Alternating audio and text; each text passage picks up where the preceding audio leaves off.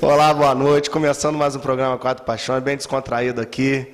Estamos aqui com o time oficial, nosso amigo Hugo com a camisa do Vasco, eu, Eduardo, com a camisa do Flamengo, Júlio com a camisa do Botafogo e meu xará Eduardo com a camisa do Fluminense, para comentar mais essa rodada do Campeonato Brasileiro. Pedir desculpa para o pessoal que acompanha o nosso programa. Semana passada nós estamos passando por uma reformulação técnica. Você já deve ter percebido que a TV.com agora está no canal 20 e vai ser assim daqui para frente. Então, toda essa dificuldade técnica impediu que nós inseríssemos uma programação nova, pelo menos essa momentânea. Como tinha rodada na quarta-feira, ia ficar ia perder a validade muito rápido do programa. Então, a gente não fez na semana passada, mas estamos aqui novamente para comentar essa delícia desse Campeonato Brasileiro, que está maravilhoso. E vamos começar falando... Pelo Flamengo. Pelo Flamengo? Ser. Então tá. Vou começar falando... Rapidinho. Tá maravilhoso agora, né? Tá, exatamente. O começo era diferente, né? Vou começar falando do Mengão, então, já que eu quero deixar o Fluminense por último, porque eu tenho duas previsões muito importantes para falar, duas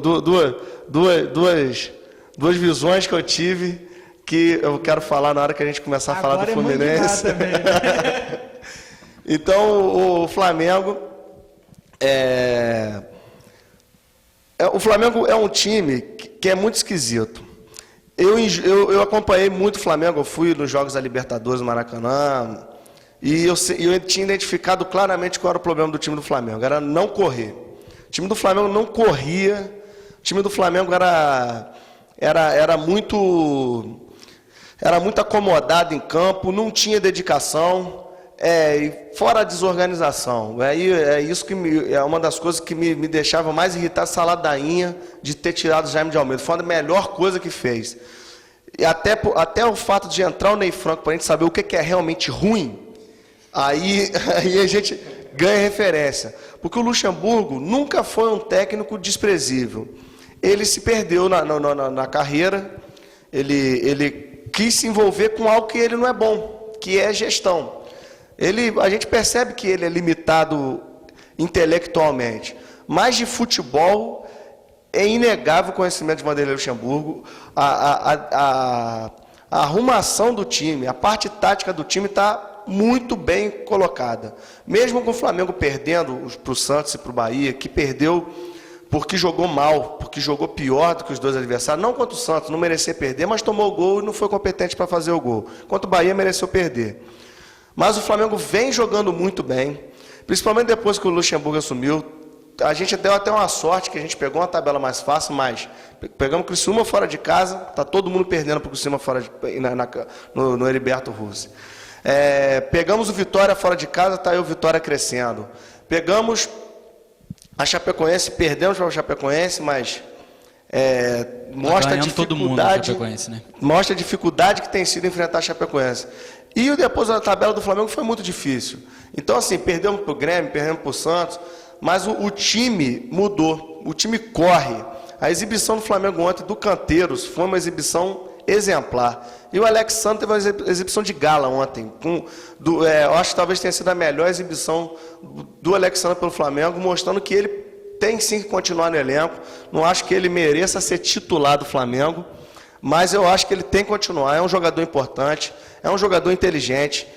Só que assim, ele precisa que a bola chegue nele. E isso não vinha acontecendo nos jogos. A gente está falando do mesmo Alexandre ou não? Não, mas então, o Alexandre não é um grande jogador. Mas ontem ele teve uma exibição de gala, jogou demais. Eu não vi o jogo do Flamengo ontem, que acabou sendo o mesmo horário do jogo do Fluminense. E eu vi os gols. E os gols pareceram mais demérito da defesa do Cruzeiro do que propriamente mérito do Flamengo. O que você acha? Você acha que apesar dessas falhas individuais do Cruzeiro, foi realmente uma vitória de gala do Flamengo? Eu não acho que. Eu acho que o placar não mostrou o que foi o jogo. O jogo poderia ser um 2-1, por exemplo, porque o Cruzeiro teve muita chance de empatar o jogo. Teve umas 3 bolas assim que passaram rentes à trave do Flamengo. E a questão o Flamengo já tinha construído oportunidades até sair o gol. E o Cruzeiro teve chance de empatar e nada garante que o Flamengo conseguisse fazer o segundo gol. Mas como o Cruzeiro não teve a competência de fazer o gol, com o velho conhecido Marcelo Moreno, que para mim é péssimo jogador, acho muito ruim, mostrou isso no Flamengo, se coloca muito mal. Agora, quando o time está tudo funcionando, a bola sobra. Até Alexandro a bola sobra, porque o Everton Ribeiro, quando não é o Everton Ribeiro que faz, se sobra para o Ricardo Goulart, não faz. Vai sobrar para alguém. Não que o cara não esteja jogando bem, até está jogando bem. Só que em relação à zaga do Cruzeiro, muita gente contestava se o Manuel não deveria ser titular no lugar do Dedé. Eu acho que o Cruzeiro tem um bom zagueiro que é o Léo. Agora, eu já bom goleiro, que é o Fábio, e um excelente lateral direito. Mas eu já diagnosticava que eu não conseguia entender um time campeão brasileiro com Egídio na lateral esquerda. Exatamente. Porque é horroroso. O Alexandre soube aproveitar muito bem a falha ali do Egídio. Os 2 gols. O primeiro o Egídio saiu jogando, perdeu a bola. E para chegar no que eu queria, Dedé. O Dedé, ele foi muito bem, ele se destacou muito no Vasco pela valentia, pela coragem, principalmente quando o Vasco deixou de ficar forte. Com o Vasco forte, está todo mundo bem. Quando o Vasco deixou de ficar tão forte, o Dedé assumiu muito jogo no Vasco. E aquilo chamou muita atenção. E parecia realmente que o Dedé era um bom zagueiro. Só que o Dedé machucou. E depois que o Dedé machucou, o Hugo pode dizer isso para mim. Depois que o Dedé machucou, ele não voltou a ser o mesmo jogador. E no Cruzeiro, está se mostrando uma grande mãe. Eu não acho o Dedé hoje um investimento que saiu pela culatra do Cruzeiro. Eu acho que o Dedé, a evolução dele é de acordo com a cobrança. Quando ele estava no Vasco... Ele se abate, né? Não, pelo contrário, eu acho que ele precisa ser cobrado para ele desenvolver o bom futebol. Quando ele acomoda, ele joga mal. Então eu acho que no Cruzeiro ele está meio acomodado. O Cruzeiro é um time bom, tem um sistema defensivo bom, joga para frente, com a bola na frente. Então me parece que ele está muito acomodado ali com aquela situação. Então quando ele perde um pouco da concentração, ele começa a falhar. Então você acha que é como se fosse o seguinte: no Vasco ele jogava bola porque ele era o cara, era como se fosse quase o dono do time. E no Cruzeiro, como ele é apenas mais um, ele... Mais ou menos. Porque tem se caracterizado muito o Dedé sempre justificando erros, né? Quantas vezes, vários jogos, tá lá o Dedé justificando erros. Então, só para finalizar, para arrematar, o meio de campo do Flamengo hoje tá se mostrando muito consistente com o próprio Márcio Araújo. Tem me surpreendido bastante algumas atuações do Márcio Araújo. Só que ele não é meu titular. Eu acho que o Flamengo, para o ano que vem, tem que ter Canteiros, o Cáceres, que é um jogador imprescindível. O Canteiros, o Cáceres, imprescindível. Fez uma boa partida, mas o Cáceres, cara, é imprescindível. Uma partida atrás esse ano, Hugo, ele na Libertadores era o único que salvava no time do Flamengo. E ano que vem ele não foi tão bom. Ele achou a posição dele, saindo com a bola.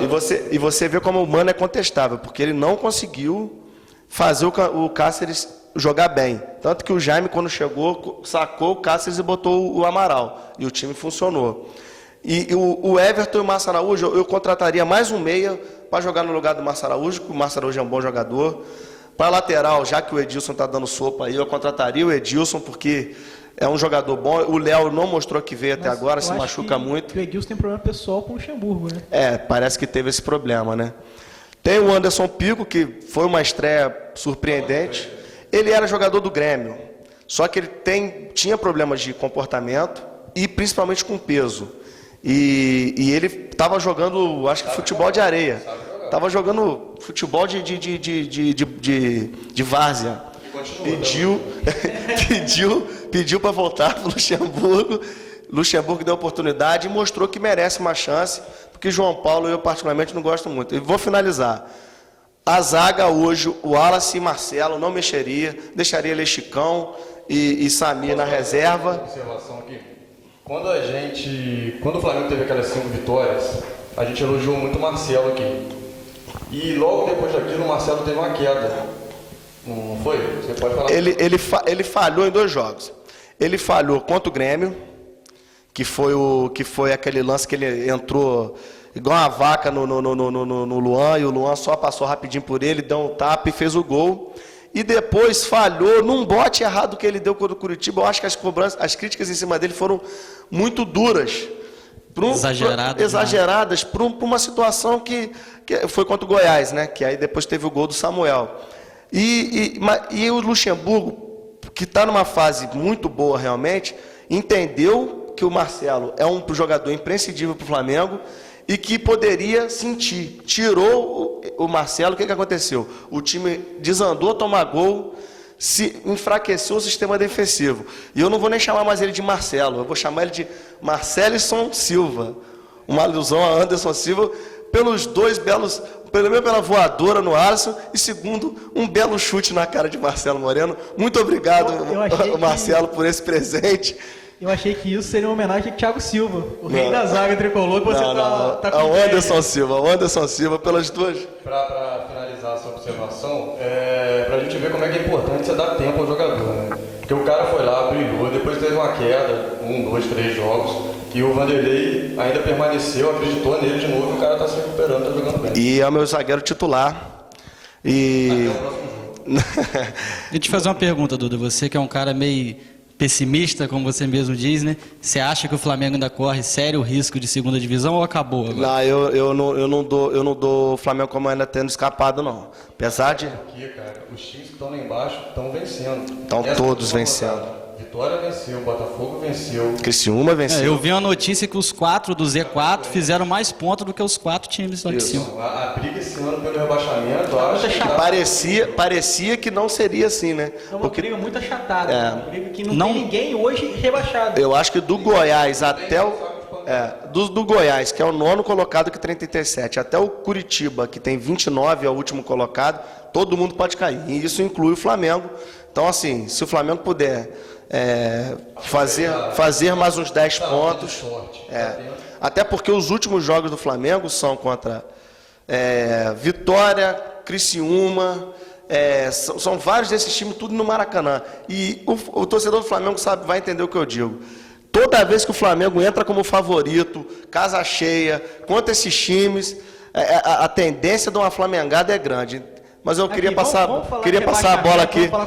Queria passar a bola para o meu amigo Júlio aqui. Eu fico triste de ouvir que você ainda acha que o Flamengo corre sério risco. Isso me deixa triste pelo Botafogo. Mas, o Botafogo jogou muito bem, né, Júlio? Jogou esse jogo muito bem. Se fosse semana passada o programa, eu ia te falar que aquela derrota do Palmeiras eu tinha perdido as esperanças. Eu dava 90% de chance do Botafogo rebaixado. Vendo o jogo contra o Corinthians, eu fiquei surpreso com a força de vontade de todos os jogadores. Até o pior jogador do time para mim, que é o Dunkley, jogou muito bem, raçudo, mostrou força de vontade. Todos eles mostraram força de vontade. E te falo, esse presidente deu entrevista no Globo, no Esporte Espetacular agora. Ele está de parabéns se ele conseguir salvar esse time do rebaixamento com essa atitude dele de mandar esses 4 jogadores embora. Agora, se ele conseguir salvar o Botafogo nessa fase aí, para mim ele está de parabéns, que ele explicou, esclareceu lá a situação do Botafogo, que vem desde a perda do Engenhão. Eu já tinha visto uma entrevista dele na ESPN e ele me convenceu, cara. Ele me convenceu também. Porque a dificuldade do Botafogo é gigante, é muito grande mesmo. Muito essa grande. Dívida muito é impagável. Então, impagável. Então ele mandou os caras embora porque não tinha condição de pagar, era isso? Não, acho que foi por indisciplina, alguma coisa. É questão de liderança, né? Os caras estavam sendo vistos como líderes negativos, estavam jogando os jogadores contra a diretoria. Mas não foi num momento muito complicado? Eu sei que agora o Botafogo ganhou do Corinthians, então tá nesse momento que parece que vai, mas eu acho que eu acho que é mais uma briga, eu também acho, mas eu acho que foi uma briga pessoal dele. É a opinião dele, ele falou, já que a culpa é toda minha, a responsabilidade é minha, eu vou fazer o que eu acho que tem que ser feito. Mas eu acho que ele devia ter pensado primeiro no Botafogo, no time, ter mantido os caras para tirar o Botafogo da segunda divisão. Já não tem elenco, né? Você imagina sem 4 jogadores titulares. Por mais que o Botafogo ganhou do Corinthians, eu fiquei surpreso, a gente estava conversando de fora, mas eu ainda acho que o Botafogo é fortíssimo candidato ao... Fortíssimo candidato. E outra coisa que a gente acha que Duda falou ali, eu acho que a maior parte da dívida que o Botafogo tem hoje foi na gestão do Mauro Assunção. A gente às vezes vai falar que o cara, coitado, é vítima das dívidas, mas a dívida com ele mais que dobrou em pouco tempo de gestão.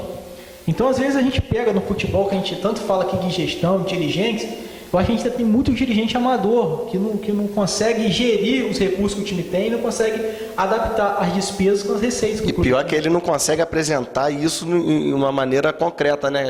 A gente não sabe qual é a verdadeira realidade do Botafogo. Colocam aí o Botafogo com uma dívida de 600 milhões. O Flamengo achavam que a dívida do Flamengo era 400, 500, quando fizeram a auditoria era 750. Então eu acho que a dívida do Botafogo já está batendo num bi. Resumindo essa entrevista dele, eu não vou falar de todo o mandato dele, mas o que ele quis resumir foi que começou a acontecer essa decadência do Botafogo financeira depois do Engenhão, que foi uma perda de 20 milhões anuais que ele falou. Ele criou um plano, né? Ele O criou uma problema estratégia. tipo que não foi uma coisa, ninguém estava esperando. Você perdeu patrocínio, ia chegar patrocínio da Volks, se eu não me engano, um patrocínio muito bom, melhor que o da Caixa. E perdeu tudo de uma hora para outra. Então foi. Mas por que não processa a Prefeitura do Rio? Isso. Não processa a empreiteira? Isso aí. Isso que Ele falou nunca, isso na entrevista. Ele nunca disse isso, ele nunca veio a público dizer qual ia ser a postura do Botafogo. Dizem que ele é filiado no mesmo partido do prefeito do Rio. Por isso que mesmo. ele não entrava na justiça contra o prefeito. Ele falou que não. O prejuízo é impagável. Porque um processo contra a Prefeitura do Rio, meu amigo. São algumas décadas. Se ainda ganhar, já cai em precatório. Ou seja, Que é 10 anos. Isso já está estabilizado. Entendeu? É incalculável o prejuízo e a fonte de pagamento. Talvez o Botafogo nem exista mais. Eu também sou um torcedor realista. Eu acredito na volta do Engenhão, tem que tentar acreditar, né? Esperança é o último que morre. Mas se depois- não voltar ano que para as vem, Olimpíadas vai voltar. a gente fica brincando, cobertura. o pessoal brinca, vai acontecer igual que aconteceu com a América, mas se não voltar e continuar a situação do jeito que está, vai acontecer mesmo o que aconteceu com a Eu América. acho que o Botafogo poderia criar um planejamento, isso não é vergonha, não. Eu acho assim, o Botafogo poderia dar um passo atrás, tipo, caso venha a acontecer de ir para a segunda divisão, o custo é menor. Poderia, tipo assim, trabalhar o clube no investimento de 3, 4 anos para poder dar uma equilibrada, pagar em dia, na própria Série B, tá entendendo? E para que volte, porque o problema do América foi que o América chegou nas semifinais do Campeonato Brasileiro em 1986. Com a Copa União, o América foi excluído pelo Clube dos 13. E como ele não conseguiu se posicionar numa situação, perdeu investidores e patrocinadores, começou o declínio do América. Mas o América, um ano antes da criação da Copa União, tinha sido 4º colocado no Campeonato Brasileiro. Então, assim, Disputando eu acho que é o outra Campeonato Carioca de realidade. igual pra igual. Se o Botafogo cair para a Série D e nada for feito e ficar 10 anos, mas não é o caso. Eu acho que o Botafogo poderia trafegar ali pela Série B por um período para poder pagar um pouco mais as suas dívidas, tá entendendo? Eu acho que nem há Diminuir o necessidade. investimento. Eu acho que não há nem necessidade. A gente vê exemplos aí. O Goiás está sempre na Série A e eu duvido que o investimento do Goiás seja tão grande. A própria Chapecoense... Mas a dívida não é tão grande, Eduardo. Não, tudo bem. Se você tem uma dívida, desculpa, de 600 milhões, 700 milhões, você imagina o que é o juro anual disso. Então, mas aí é questão de equacionar as dívidas. É você sentar, fazer um planejamento, tentar parcelar, fazer um acordo fiscal, fazer um acordo trabalhista, como o Fluminense fez. Sentar, ter um investimento pequeno, como o time da Chapecoense tem, investimento pequeno, como o time do Goiás tem, e vamos lá, não vamos brigar para título não. É 5, 6 anos brigando para não cair. Mas sabe por quê? Então, sabe por que isso não acontece com nenhum time carioca? Talvez esteja acontecendo com o Flamengo, talvez. Porque é o seguinte, o cara entra lá como presidente. Ele tem um mandato de 2, 3 anos. 3 anos. né? No começo ele tem essa cabeça. E a torcida tolera um pouquinho. Vamos botar um teto salarial, no Vasco tem isso hoje, de 100 mil, nossa folha de pagamento não vai passar de tanto. Aí você vai, bota o time para jogar. Vai no estadual, pau. Começa no brasileiro 5 derrotas, meu amigo. O primeiro craque que aparecer pedindo 500 mil por mês, você Paga na hora. Você está desesperado. Porque a torcida pede isso, É né? assim mesmo. Isso, por mais que você passe um ano sem essa crise, sem ganhar título, você começa a ser cobrado na rua dos títulos. Aí você, e além do fato de alguns presidentes entrarem de uma forma e quando chegam com poder, vira. Não, sem falar Quer que aparecer, quer fazer um bom trabalho para poder ser reeleito. quer ter um troféu na política. quer um troféu na parede com seu nome. Então, eu acho que isso aí, cara, Realmente. as dívidas, a situação dos clubes do Rio, principalmente, salvando exceções, eu estou esperando para ver qual vai ser o resultado desse caso do Flamengo, porque o cara do Flamengo bancou. Bancou mesmo. Só quebrou Bancou mesmo. o Carlos Eduardo. tirando a contratação do Carlos Eduardo, e agora... Tudo muito comedido, tudo muito comedido. Mas a parada o Flamengo tá pagando a dívida. É o único clube do Rio que tá pagando a O dívida. Fluminense tá pagando também, O Fluminense também? Tá pagando. Tá, mas o Botafogo com certeza não estão. Isso não é, e você não, Tem planejamento. e eu acho até que o próprio Maurício Assunção foi muito mais um presidente. Deixa a dívida pro próximo, eu vou montar time para ganhar, do que realmente entrou um cara com uma preocupação Também de acho. gestão. E ele correu o risco e acabou acontecendo, que ele não ganhou nada e Mas, acabou afundando por exemplo, mais o time. mas ele levantou um pouco a autoestima do torcedor, que ele trouxe um Sidorf, chegou o na time à Libertadores. Libertadores, Querendo ou não, ele conseguiu um resultado. Vai daqui a Então, pouco assim, vai mas dar outro, uma é errado, discussão. é errado. Ô, Eduardo, eu queria só chamar um intervalo para a gente poder falar de Vasco e Fluminense no próximo bloco. E a gente agradece e já volta já.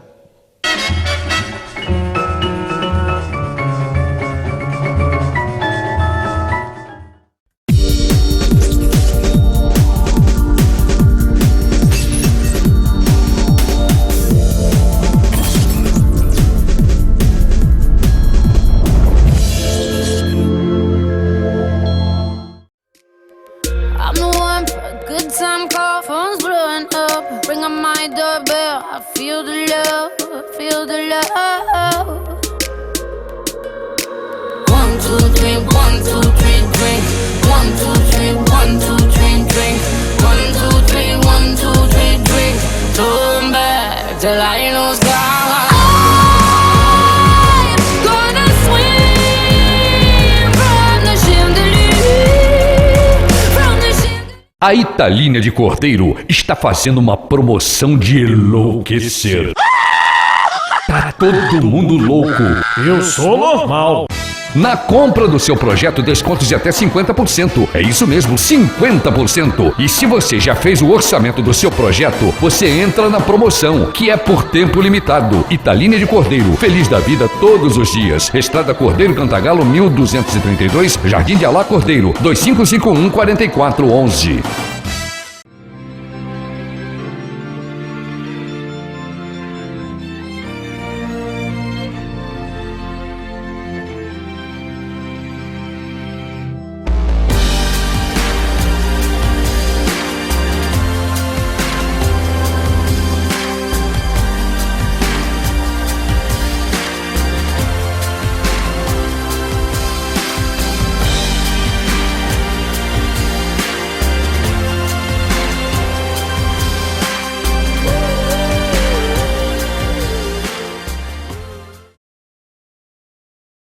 O lugar mais seguro para o seu carro é na Romavel. Oferecemos o serviço completo para a sua segurança, manutenção em geral de veículos e venda de peças, alinhamento, balanceamento, pneus, injeção eletrônica e troca de óleo. Faça seu orçamento aqui, é grátis. Trabalhamos com todos os cartões de crédito. Dividimos em até 4 vezes sem juros. Rua Arthur Nunes Silva, 442, Centro Cantagalo, Romavel Autopeças. As melhores ofertas para a saúde de sua família você só encontra na City Pharma. Em Cantagalo, oferecemos a maior variedade de medicamentos e produtos para o seu bem-estar. Somos também credenciados ao programa Farmácia Popular. Entregamos em domicílio pelo telefone 2555-4480. City Pharma, mais saúde para você. A Dasp Vidros baseia-se na prestação de serviços adequados e sob medida para nossos clientes, visando sempre a melhor qualidade. Trabalhamos na fabricação de janelas, portas, básculas, box, guarda-corpo e projetos em vidro temperado. Parcelamos suas compras em até 6 vezes no cheque, boleto e cartão de crédito. E mais, se você apontar o dia e a hora da visualização desse anúncio na tv.com, você ainda ganha mais 7% de desconto. Convênios também com Construcard e PNDS. Dasp Vidros. Mercedes e Ford e Chevrolet, pra Volkswagen, Fiat também. A peça que você procurar, aqui você tem. Autopeças Cantagalo, toda linha de lubrificantes, correias industriais, com preço e qualidade. Se ligue no que eu falo, é Autopeças Cantagalo. Autopeças Cantagalo. dancing till the late AM. Music's dripping down the wall, I swear. She's catching fish, she's in a disco net, blowing kisses in the powder room, slowly sucking on a cigarette.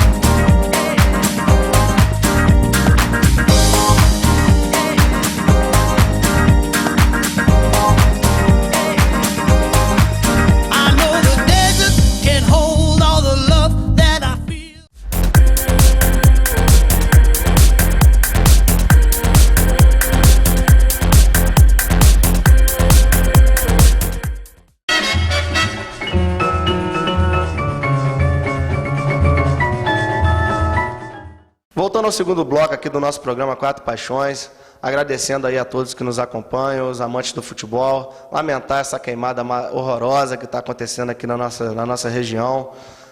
Já não basta o calor que está fazendo, ainda tem pessoas criminosas que proporcionam isso, as crianças todas estão sofrendo, meu filho, os amigos, os nossos amigos que têm criança pequena, todo mundo reclamando, matando todos os animais desses locais onde está sendo feita a queimada. Então, as pessoas que estão realizando isso, tenham vergonha do que vocês estão fazendo. É uma tristeza, vocês não estão tendo consciência ambiental de que esse é o planeta que todos vivem e atitudes como essa prejudicam demais a saúde das pessoas. Então, lamentar muito esse fato. Vou começar pelo Vasco, porque ganhou, né? Então, deixa a gente falar dos perdedores depois. Então, o Vasco jogou nessa sexta-feira e o jogo, a princípio, parecia ser fácil. O Vasco começou o primeiro tempo dominando a partida, só o Vasco praticamente chutando a gol, e terminou o primeiro tempo 0-0. No segundo tempo, acho que o tempo ia passando e o 0-0 ia persistindo, o time começou a ficar muito nervoso e conseguimos um gol aos 40 do segundo tempo. E logo depois, aos 42, 43, fizemos o 2-0. Então o jogo se tornou no final até um jogo tranquilo, mas para quem... Bem no final, né? Exatamente. Mas só deu Vasco, né? Só deu Vasco. O Vasco tem tido essa característica, tem dominado a partida, tem ficado com a bola, não tem deixado o adversário jogar. Eu acho que o esquema, acho que o Joel está começando a entender mais o elenco. As substituições que ele está fazendo têm surtido efeito, então acho que o time está agora embalado para quem sabe ele até conquistar o título, coisa que eu achava que não seria tão... Mas você acha que já dá para garantir que o Vasco sobe? Eu acho que sim, cara. Eu acho que dá para garantir. É impossível o Vasco não subir. Mas teve... Hoje, por exemplo, nós estamos a 4 pontos, o Vasco está em segundo, está a 4 pontos do quinto e a 7 pontos do sexto. Então eu não acredito que o Vasco vai cair tanto a ponto de perder. Faltam só 10 jogos. E o risco do VAR terminar em segundos, que assusta ou não? Não, como para mim, ficar em primeiro não vai significar um título, ficar em segundo não vai significar um vice. Mas o Joel ia tirar o Douglas, né? Parece que teve uma confusão na hora. O cara levantou a placa do Kleber. Joel, não, era o Douglas, já tinha trocado. Teve um fato desse, né? Teve, mas eu não sei se... Eu acho que ele não ia tirar o Douglas. Eu acho que o cara da placa que entendeu errado. Ah, tá. Ele não ia tirar o Douglas, entendeu? Pelo que eu entendi, pelo que eu vi a situação na hora do jogo, foi essa. Mas foi uma confusão, foi engraçado. E logo depois saiu o gol, e foi o Douglas que fez, batendo a falta na área. Na verdade, ele não bateu a falta para fazer o gol. Ele levantou a bola na área, ninguém tirou e abandonou. O líder é a Ponte Preta, né? Ponte Preta está empatado, né? O Vasco está empatado com a Ponte em pontos. mas a Ponte tem uma vitória a mais. Tem que deixar a Ponte ganhar um, né, rapaz? A Ponte É verdade, difícil. a Ponte Preta nunca ganhou um título, né? Em 100 anos de história. Um time tradicional, um time que está sempre disputando Série A. E o Guarani já foi campeão brasileiro, né? Então isso deve doer na alma do Ponte E Pretano. o Guarani, que na nossa visão é muito menor que a Ponte Preta, né? A gente vive fora sabe do qual- estado de São Paulo. Mas o problema da Ponte é a semelhança das camisas. Tá entendendo? Aí então fica sempre ali no quase, ali tá puxando, entendendo? né? Tem um freio ali puxando.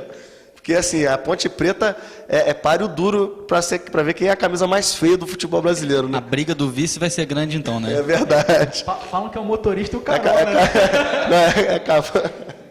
É verdade, o motorista carona. Mas eu queria destacar aqui a boa atuação do Thales, eu que já critiquei. Critica muito o garoto. Verdade. Mas ele tem evoluído muito. Vai ser um grande jogador. Já Seleção tem sub-21, né? interessados nele, o Roberto tá doido para vender. É isso que eu te pergunto. O que você acha? Você acha que vale a pena vender e ganhar um dinheiro agora? Ou você acha que é um jogador que tende a valorizar e ganhar mais Eu acho que futuramente? Nunca vale a pena vender. Porque para ganhar dinheiro, para quê? O Vasco está sempre em dívida. 7 milhões a mais, 7 milhões a menos, meu amigo, não vai fazer diferença nenhuma. É melhor ele se tornar imprescindível no Vasco, né? Se o Vasco tivesse um presidente decente, que tivesse quitando a dívida, né, tivesse com uma projeção de um dia o Vasco não ter dívida, tudo bem, aí eu acho que seria legal. Mas para vender e o dinheiro sumir de uma hora para outra, igual foi o Dedé, por exemplo. Então, Hugo, agora como que acabou a eleição, a gente pode falar. Roberto Dinamite veio novamente como candidato a deputado. Eu acho que a torcida do Vasco deu uma resposta para ele, né? Respondeu a péssima gestão que ele fez no Vasco. Ele foi pouco votado. O que você acha a respeito disso? sem dúvida. Se ele se elegeu nas últimas 5, se não me engano, eleições, foi pela torcida do Vasco, não foi pelo trabalho dele na Assembleia, até porque, se eu não me engano, nessa última legislatura dele, ele foi o mais faltoso na Assembleia Legislativa. Então, o trabalho para a população, zero. Ele era eleito pelo fato de ser um ídolo vascaíno, assim como outros de outros clubes também se aproveitam dessa situação. E como ele se propôs a ser presidente do Vasco sem ter um mínimo de condição, que ele não sabe nem falar direito, e ele acabou perdendo aí a eleição com mérito, né?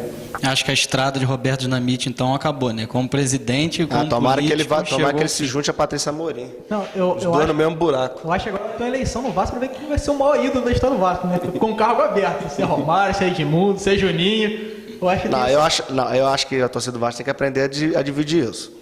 Porque jogando bola não tem comparação com o que o Roberto Dinamite fez. O cara foi...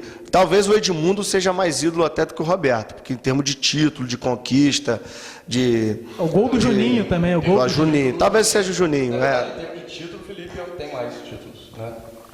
Mas o Felipe jogou. É o Juninho. Eu acho que o maior ídolo do Vasco é o o Juninho Juninho. foi mais fiel, né, ao Vasco. Sim, o que queima o Felipe é o fato de ele ter jogado no Flamengo, ter jogado no Fluminense, e o Juninho só ter jogado no Vasco e depois que saiu... O maior ídolo é o Juninho. O ídolo de coração é o Juninho. O ídolo de emoção é o Edmundo. Né? O cara que põe mais. Porque o Juninho, ele não é o cara assim que põe a cara a tapa pelo Vasco. Ele, óbvio, ele se mostra... Ele é ponderado, Não é né? Nem aquele Ele cara é- que põe aquela pilha, né? Que Não, incendeia. mas ele é um cara que você vê que se preocupa, né? É um cara que tem... Um cara centrado, né? Um cara que, por exemplo, se fosse presidente do Vasco, talvez... Dá até medo de falar isso, né? Porque às vezes o cara se queima. Mas é um cara que eu acreditaria. Mas como eu acreditei no Roberto há 6 anos atrás e ele se queimou, então talvez era melhor. Mas você não acha que, por exemplo, a fórmula que está sendo aplicada no Flamengo não pode virar um modelo? Porque todos os diretores do Flamengo são remunerados.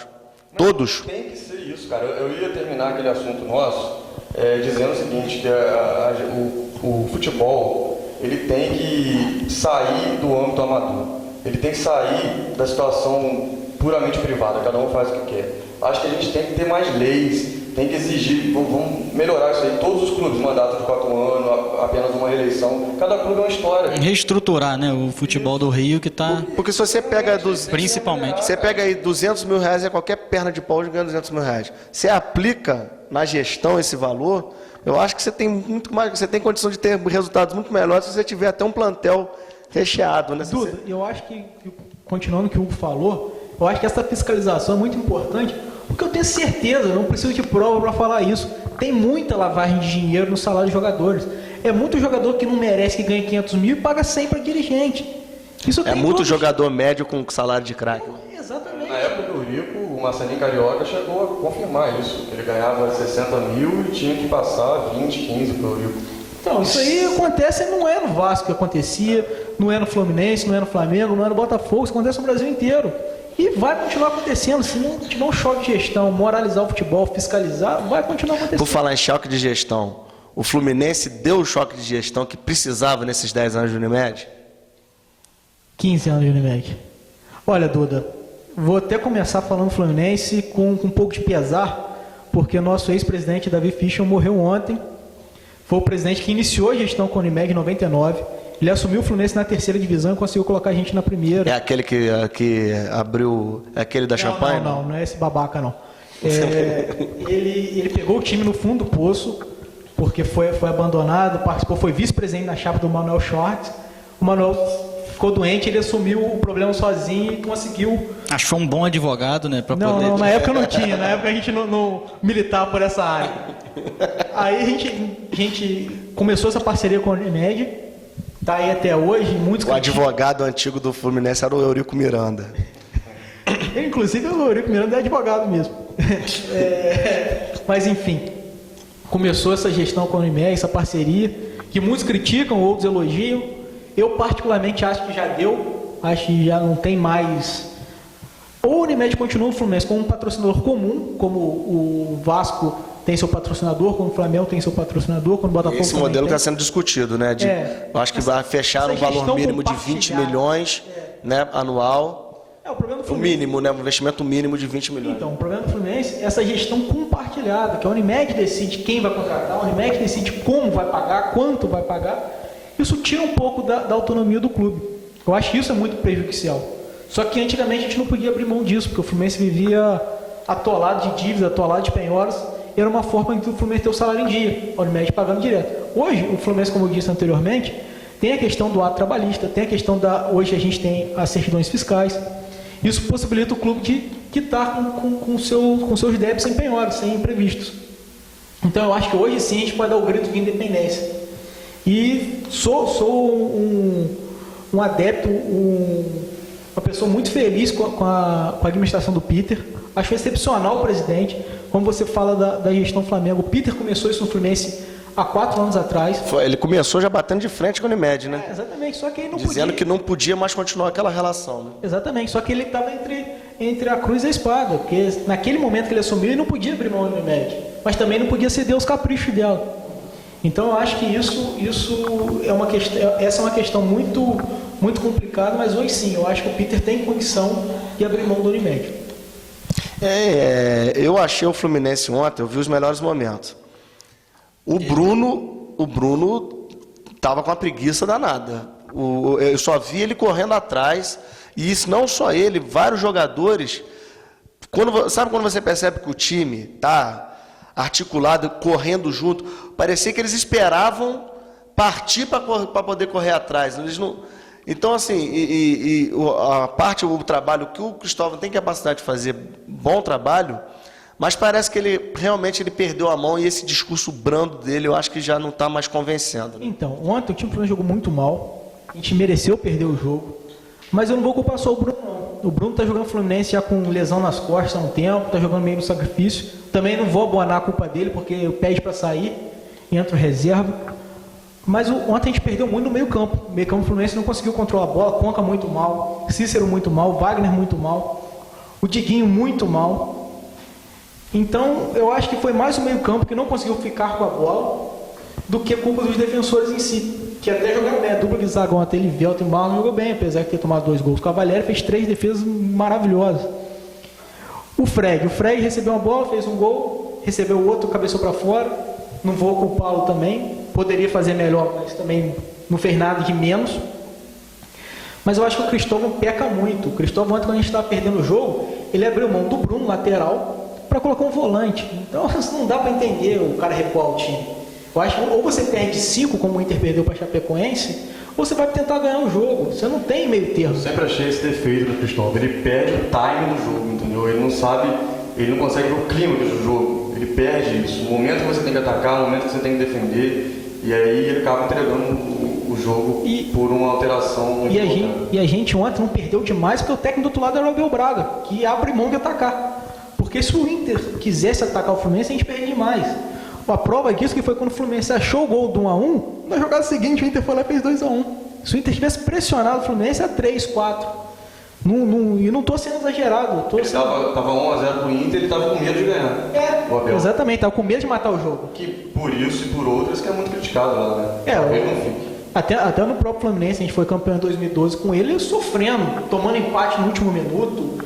A gente, colocava 1-0 e sofreu o resto do jogo. Com medo de perder, tira a vontade de ganhar. Exatamente. Esses jogadores aí que eu não suporto, cara. Exatamente. Eu acho que o futebol brasileiro merece mais que isso. Merece o futebol jogar pra cima, merece o 2-0, 3-0. Eu falei há pouco tempo atrás, goleadas estão ficando raras no futebol. A gente tá no futebol brasileiro 2-1, 2-1. Tá ficando feio ver jogar. E eu acho que muito por conta do sucesso de Muricy Ramalho, sucesso de Abel Braga. Os outros treinadores começam a querer imitar. Começam a ver, deu certo com ele, eu vou fazer técnicos também. muito conservadores, né? Jogam muito pelo resultado e não por mostrar um futebol vistoso, por conseguir fazer uma equipe competitiva e que jogue mais futebol, né? Exatamente. E vou falar aqui, antes que você me tire essa oportunidade, ontem o Fluminense foi campeão de showball, campeão brasileiro de showball. Toma na tela. O Júlio falou de remo, o Hugo falou de peteca, eu tô falando de showball, é parecido. Pra deixar claro que também o Vasco foi campeão do circuito brasileiro de beach soccer, também domingo. Então, showball, beach soccer tem a ver com futebol, tem relação. O Fluminense foi campeão de showball ontem, em cima do Palmeiras, sendo que na semifinal a gente ganhou o Flamengo de 10-3, com o Djalmin e tudo. Puxa vida, parabéns. Olha, eu acho que essa daí vocês tinham que escrever lá em Laranjeira, igual que vocês têm lá, campeão brasileiro da Série C, vocês têm isso lá, não tem? E não terminei. Tem mais, como botar, exatamente, acha um lugar lá na Marquise lá, Não terminei, fomos campeões também da Liga das Américas Futebol Society ontem. Então vai ter comemoração hoje. É verdade, os 10 tricolor de sempre vão comemorar em frente ao barril ali, tá certo. E digo mais, isso vale muito mais que um torneio de basquete sem NBA. Por falar em basquete, o Flamengo perdeu, né? O Flamengo perdeu, mas fez um jogo memorável contra o Phoenix Suns. Eu não sei se jogou ontem contra o Los Angeles, o Orlando Magic, mas eu sei que quarta-feira fez um jogo. Agora quarta-feira de novo. Jogo memorável contra o Phoenix Suns. Chegou a virar o jogo no terceiro quarto. Ou seja, chegou a tirar uma vantagem, chegou a abrir 10, 12 pontos de frente ao Phoenix Suns. Perdeu porque o próprio técnico tem que fazer o rodízio, tem que botar todo mundo para jogar. Não deixa de ser também uma pré-temporada para o Flamengo ser tricampeão da NBB. Mas fez um jogo memorável contra o Phoenix Suns. Aqui, você envergonha a torcida do Flamengo ao falar que perdeu, mas jogou bem. Pareceu um torcedor do Botafogo. Sobrou para mim. Isso aí pareceu um jogo sem vergonha. Vocês que se chamam de nação, de mais temidos, perdemos, mas jogamos bem, tô feliz. Você é papo de botafoguês. Não, mas o cara que vira a mesa na justiça não pode falar que a gente envergonha, pelo amor de Deus. Não pode falar de vergonha com ninguém, não pode. Por falar nisso, Vocês estão entrando pro meu time, então. O vice-presidente de futebol do Fluminense é tão prestigiado que é o tal Márcio Bittencourt, que é o advogado do Fluminense. Então você vê que ele já está lá assim, preparando já todo... Já está preparando seus argumentos, porque, é a minha opinião, o Fluminense ainda pode cair. Seria uma justiça divina. O Fluminense aqui, ainda só tem 42 pontos. Voltando aqui o que o falou antes, da gestão profissional, toda empresa precisa ter um advogado capaz. E o futebol precisa de um advogado capaz. O Flamengo não teve. Precisa quando só precisa dele, né? Não. Quando o principal recurso que se tem outros times vão procurar, justiça, como o América Mineiro fez na segunda divisão. O Flamengo não teve um advogado capaz e merecia estar na segunda divisão. Se não tivesse comprado a Portuguesa, que também não tinha. Foi o Flamengo que comprou a Portuguesa. Essa briga é eterna. Não é essa conversa. Dizem que o salário da Portuguesa foi quitado. Um dia depois de uma reunião da Unimed com o presidente que foi registrada essa reunião, o pessoal da Unimed com o pessoal da Portuguesa. Não foi o Flamengo, não. Essa briga de cachorro grande de justiça. O salário da Portuguesa foi pago antes do jogo do Flamengo acontecer, tá? Como é que ia saber? O Flamengo não tinha nem escalado André Santos ainda. Então, vamos bombar nossa página no Facebook. Eu te desafio a postar na página do Facebook isso daí. Tá bom, então. E eu te desafio que você prove que foi o Flamengo que pagou a Portuguesa. Vamos bombar a página do Facebook. Trocar o assunto Você pode postar na nossa página no Facebook lá a sua opinião. Eu queria levantar um assunto aqui que eu achei... Ô Hugo, posso te pedir um favor? No próximo bloco a gente vai arrematar vários assuntos entre a seleção brasileira, próximas rodadas, a gente já volta.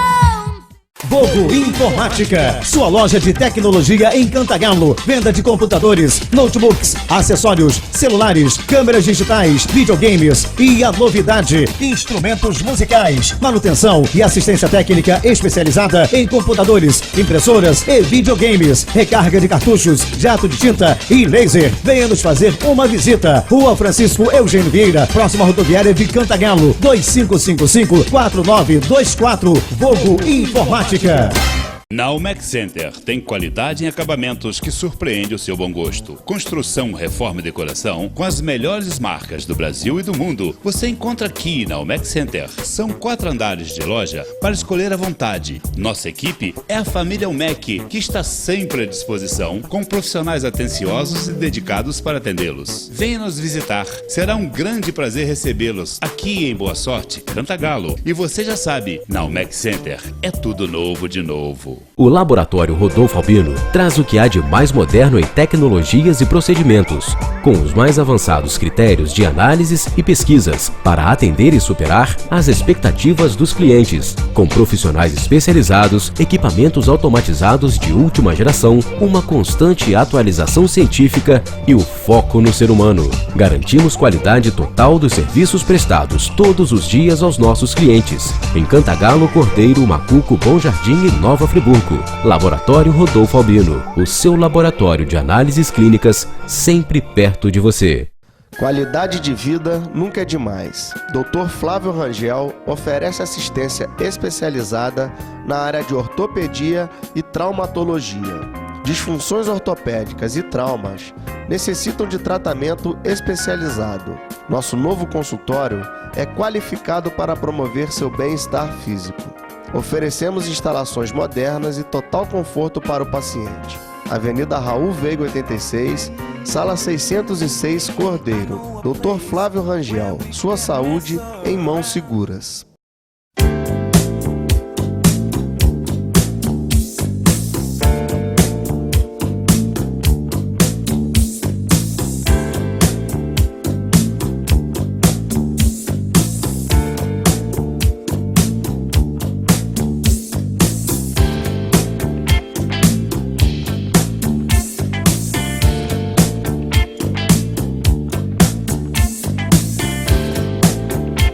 Barril Restaurante e Bar, bombando Baixo Galo. No Supermercado Bom Preço, agora é assim. Está tudo bom. Bom na qualidade, bom nas mercadorias, bom no seu bolso, no seu dia a dia e bom no seu atendimento. Supermercado Bom Preço, Antigo Mercado Avenida, telefone 2555-1303. E os melhores produtos Sabor da Serra, você tem o seu representante de Frios. Tudo fresquinho e entrega imediata. De Frios, direção Diogo da Silva Sermalte. Dioguinho, ligue 2555-1256.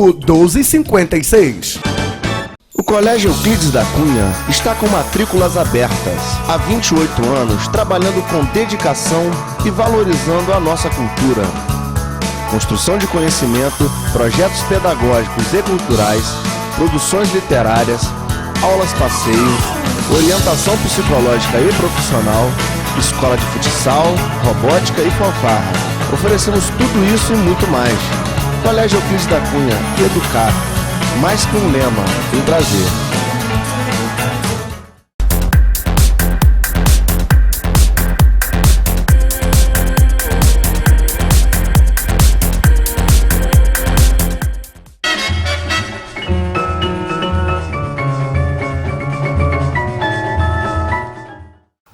Bem, voltando para o último bloco do programa Quatro Paixões, eu interrompi o Hugo aqui. Hugo, faça sua consideração. Pô, então, eu achei que a gente não ia mais tocar no assunto da seleção brasileira esse ano, mas eu acho que dá para abrir uma exceção, porque afinal o Brasil ganhou de 2-0 da Argentina no Superclássico.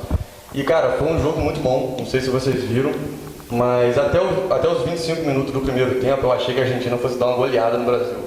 De Maria e Messi. Ia. Também achei. Ia. Se o Tardelli não acha aquele gol, ia. Aí, pô, achamos aquele gol, o Brasil não tinha chutado uma bola ainda. Mas dali em diante a Argentina... O Brasil dominou a Argentina, O Brasil acabou. dominou.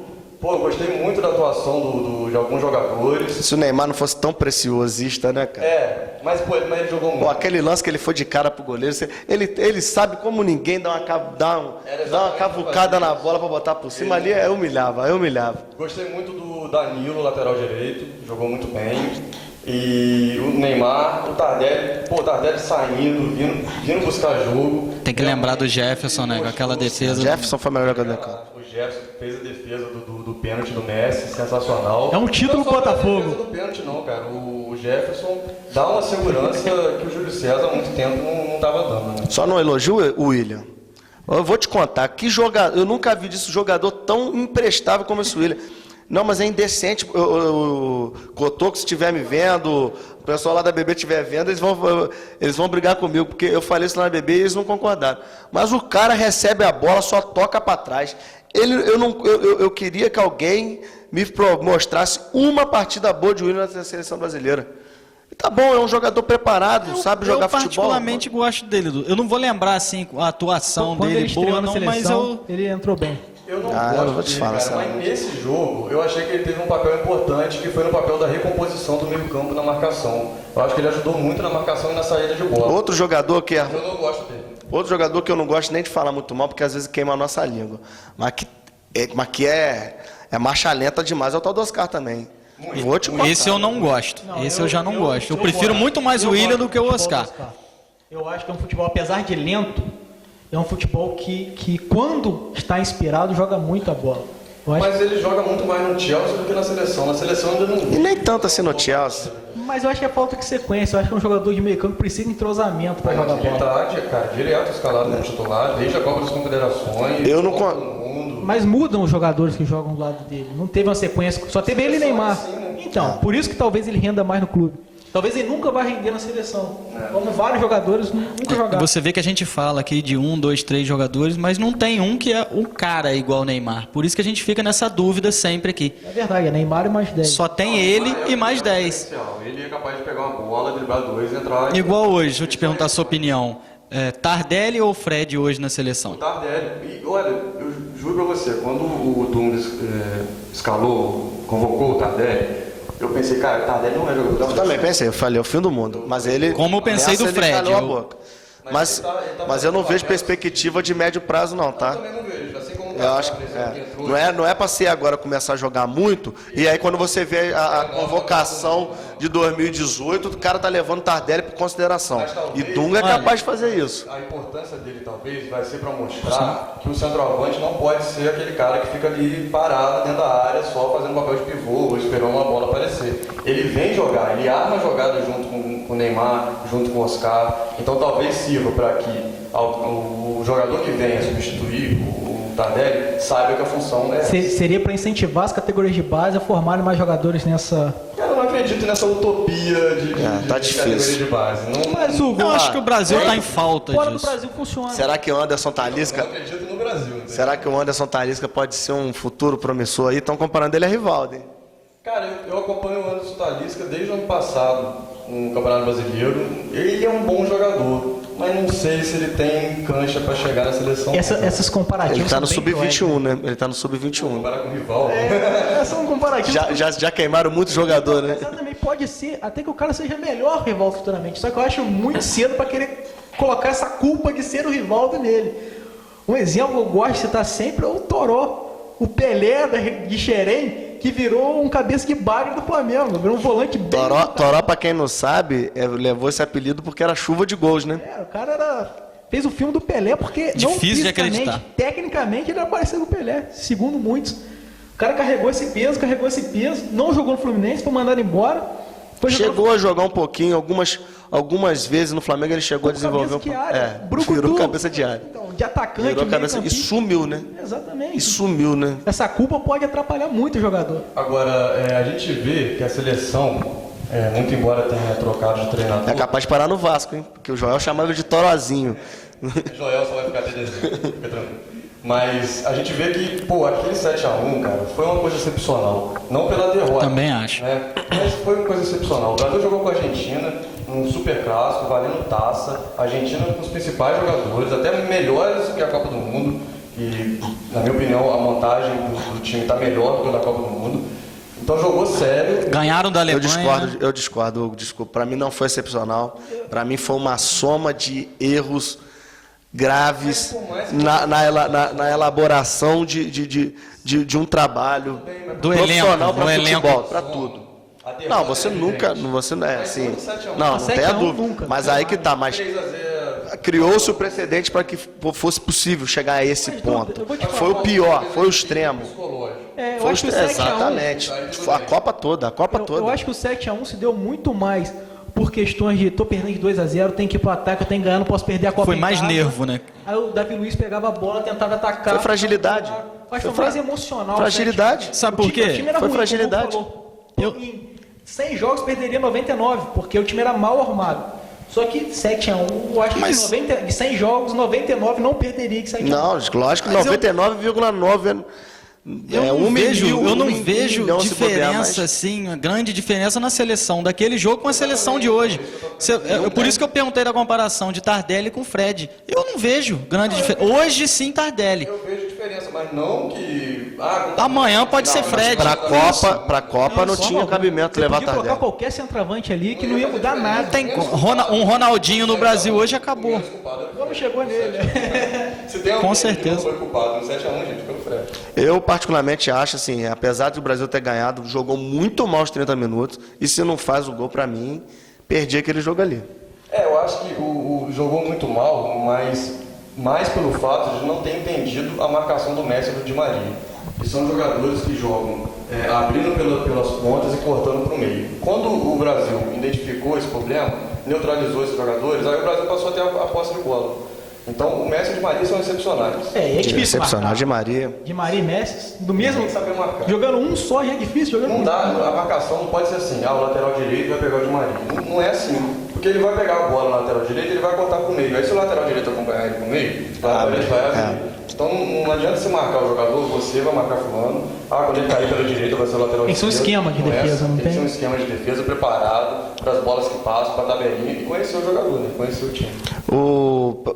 Alguém quer falar mais alguma coisa de seleção? Não. Próxima rodada, né? A gente podia falar da próxima rodada. Eu queria só começar falando da próxima rodada numa situação que me chamou um pouco a atenção. A maneira como os jogadores do Inter estavam pilhados assim emocionalmente, mas eu identifiquei ali uma determinação que pode ser decisiva na final desse campeonato. Então eu estava brincando que eu ia fazer uma previsão aqui. Me veio muito naquela hora ali que o D'Alessandro pulou no colo do Abel com ganas na hora que o Inter fez o segundo gol. E o Cruzeiro... Foi o primeiro. E o Cruzeiro rateando, porque eu já sinto que o Cruzeiro já não vem se exibindo tão bem.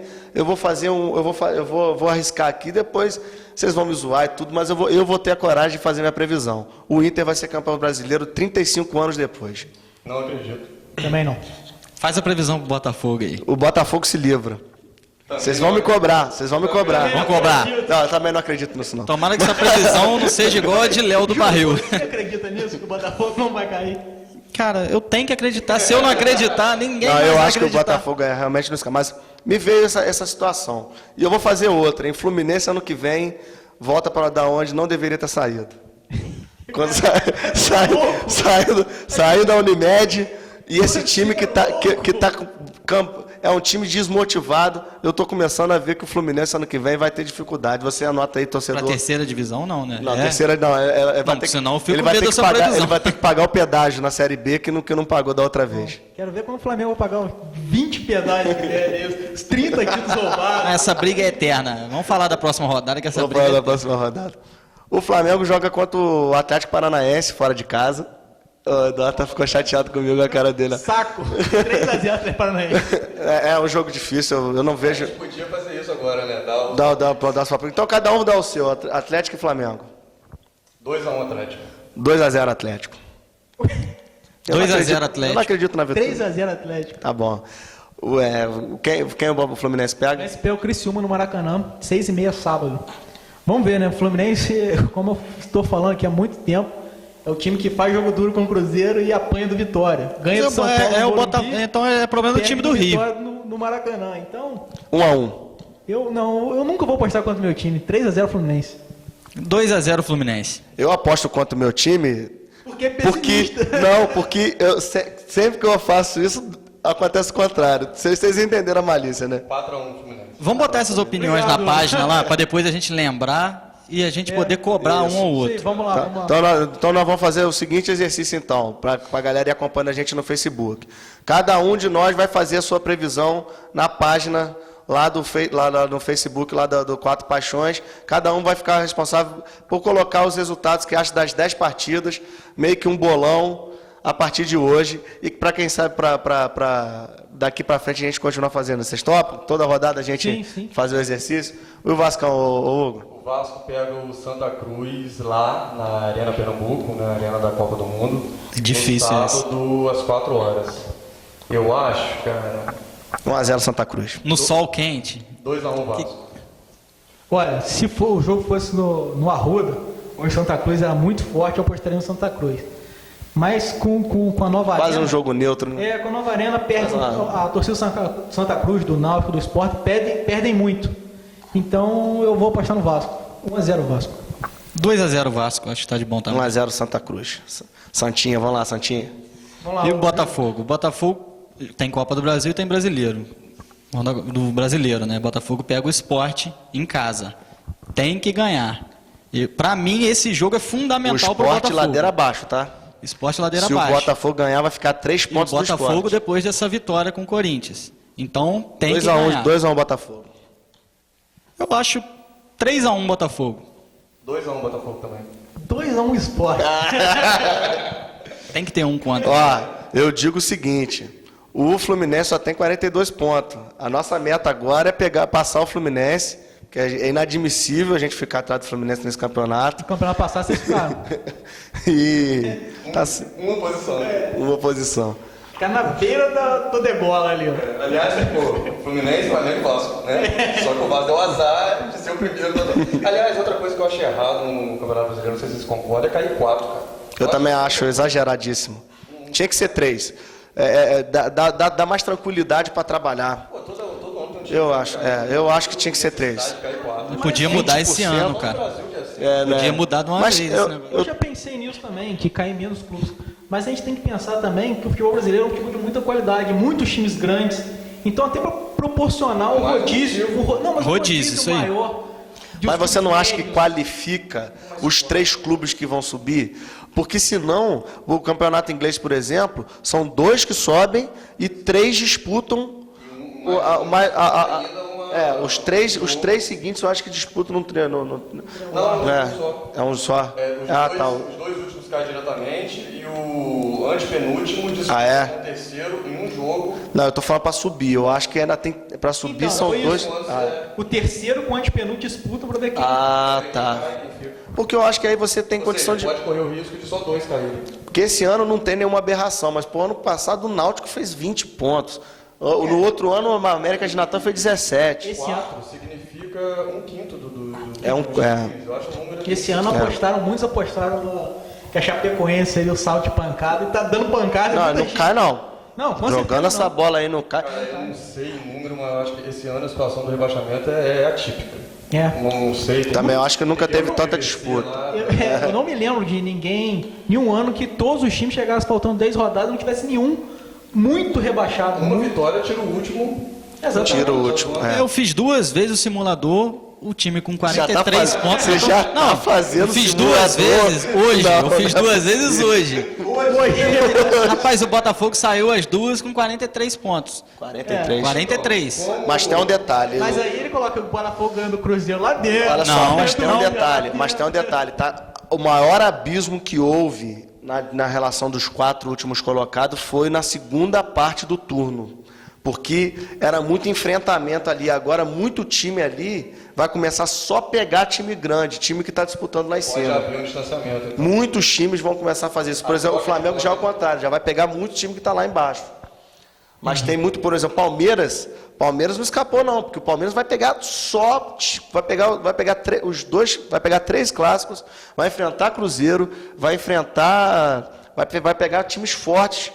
Mas o Palmeiras, eu tenho visto em alguns jogos, o Palmeiras está correndo, cara. O time do Palmeiras é bom, cara. Não acho um time bom. Eu acho um time bom. Mas eu acho que é um time que está correndo. Eu acho assim, que torcer pro Valdívia tomar uma lenhada, ficar uns 4, 5 jogos sem jogar aí Se o Valdívia jogasse metade dos jogos, Se o seria ótimo.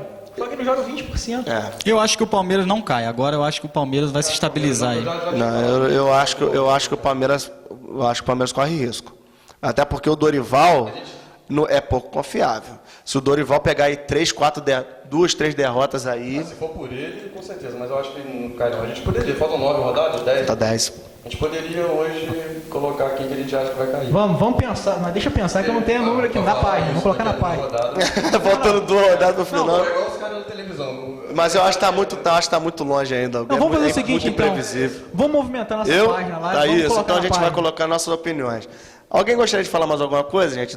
Só lembrar que o Botafogo joga quarta-feira com o Santos lá e a gente precisa ganhar. Era melhor não jogar, né? O Botafogo joga contra o Santos na Copa do Brasil, Na né? Copa do Brasil, lá. E O Botafogo joga contra quem no Campeonato Brasileiro? Você falou o Sport, né? em casa. O Flamengo não joga na Copa do Brasil? Joga contra o América de Natal.